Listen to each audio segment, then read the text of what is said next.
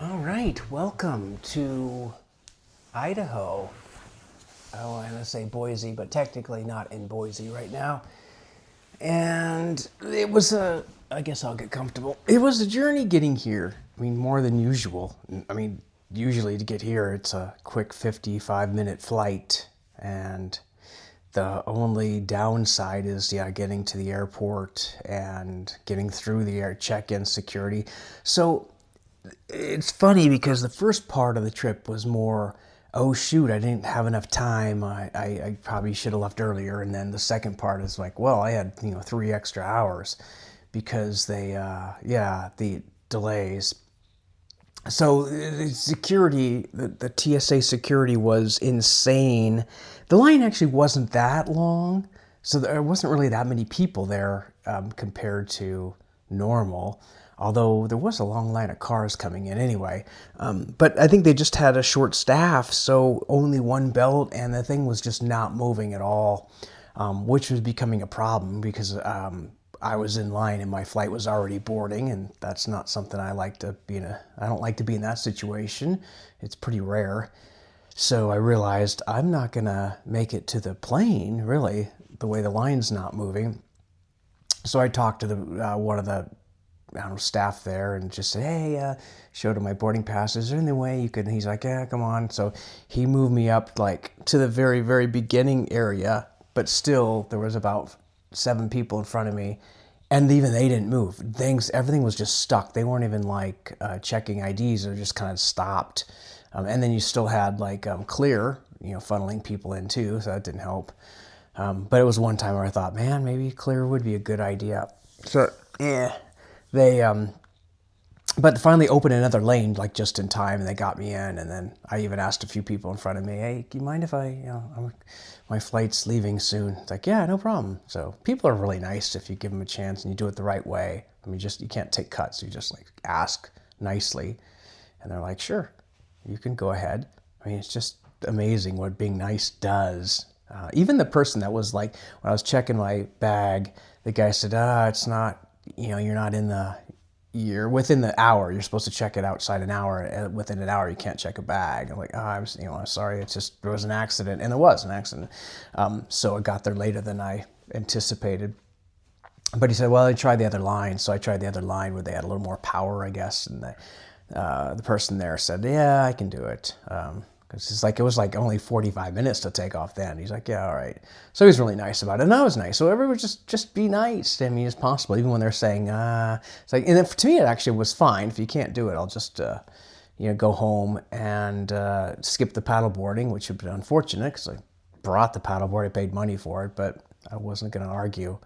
But then it all worked out. And then, I got to the flight they were like in the last boarding group. So there was still about, I would say, normally 5 to 10 minutes left, but I think it was because of the late, the security lines being so slow. They're like kept waiting for people, and then I would say even after I got on, there was another probably 20 minutes of waiting for people, and then finally they closed the door, and then they said maybe it was bags or something. But they said, okay, we're still gonna have to wait a bit. So it just kept creeping. It's like the schedule creep. So the pilot just kept saying, well, we gotta wait for this and wait for that. And then finally it was like, sorry folks, we have a maintenance lights on, so I gotta get a maintenance crew to come in and check the light and see if it's what needs to be done.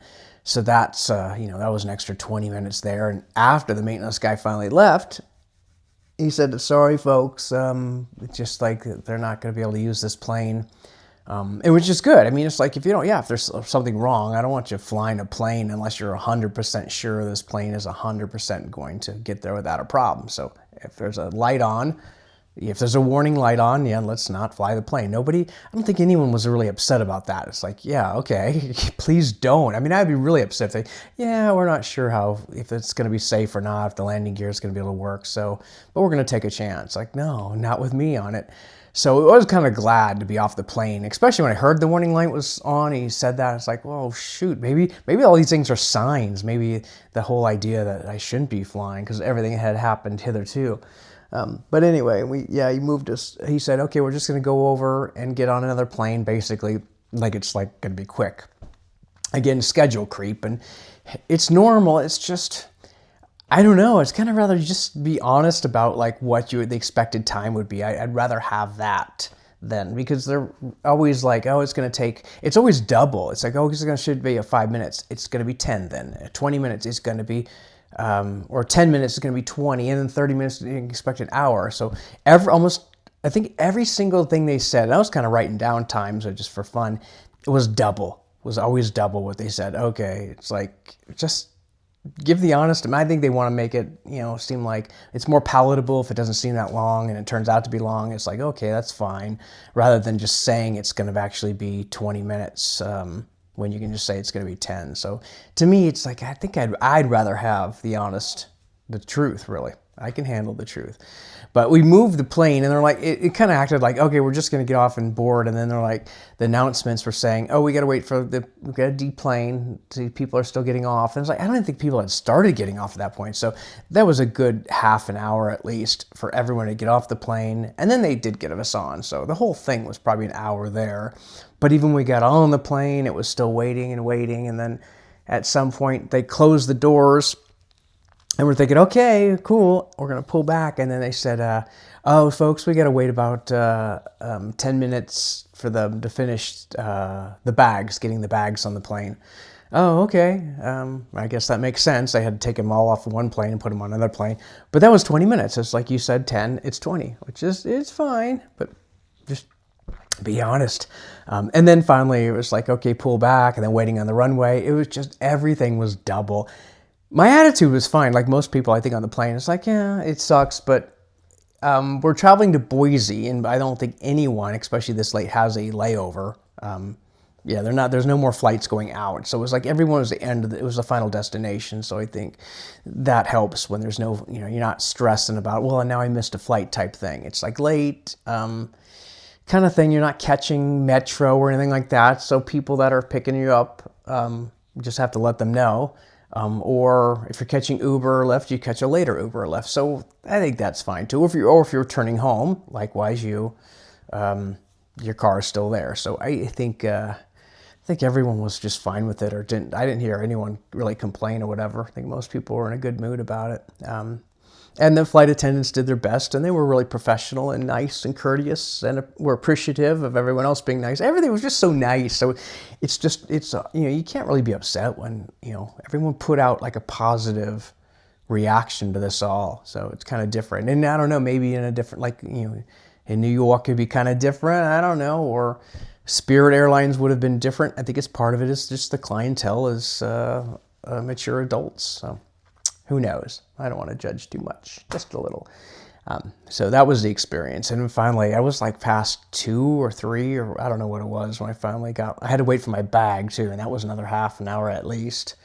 So yeah, it was a long thing, but I was just, kind of expected it. That's fine. I didn't mind. That was like the main thing I was going to talk about. Weather here is a little cool. I'm glad I brought this because even on the plane and stuff, it got cool at times. At one point, the heater, I think, came on because I could smell and like feel that heat. Like, oh, thanks, warmth. First plane in a couple months, I think. 2 months, maybe. So, it's like, Seattle Airport is not one of my favorite airports. It's just a headache. And then again, it depends on how you approach it. I try to approach it pretty well. I definitely didn't have any time to even walk around or do it. I was like running to the gate this time. But I think, it's just kind of frustrating. I did park. That helps. I didn't have to worry about the line getting in or the train or anything. So parking, I think, it's expensive. But I did do it. All right, I guess apparently I'm tired because I'm not as talkative at this point. Okay, well, I get to sleep in, so there's that. And have some coffee in the morning or afternoon, depending on when I wake up. And then it'll be Friday. Hopefully the stocks are good. So that would help. That's it for now. Cheers.